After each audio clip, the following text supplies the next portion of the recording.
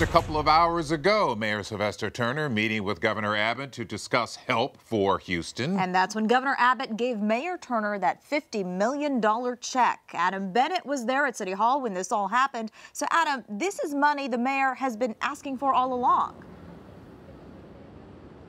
That's right, Lynn and Reka. You know, the mayor has said if he can get that $50 million from the state, he could scrap that tax increase proposal altogether. He says it's money that he needs after the city tapped out its own rainy day fund money and also to cover the city's portion of the debris removal costs. Well, today, just a couple hours ago, he got it, a $50 million check from the state of Texas to the city of Houston. Now, Governor Abbott says this is money that's coming from the disaster relief funds that the House and Senate appropriated last session. They had appropriated about $100 million. The governor says if other issues and expenses come up, whether here in Houston and other cities around the Gulf Coast, lawmakers do have enough flexibility in the budget to address them.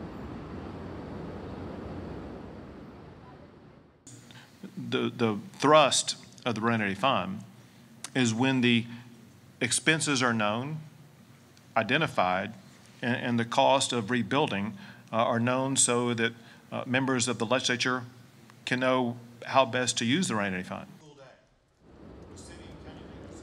And the governor said today he does expect to use money from the state's rainy day fund during the 2019 session to pay for some of those Harvey-related expenses. But he says even if they use the entire $10 billion fund, that would still be far less than the total amount of expenses both in Houston and again all across the Gulf region devastated by Harvey. Now, the governor says that FEMA will reimburse about 90% of the costs that they do cover. Meanwhile, the mayor says that next Wednesday he plans to ask city council members for $10 million to drastically increase Houston's insurance coverage on city buildings.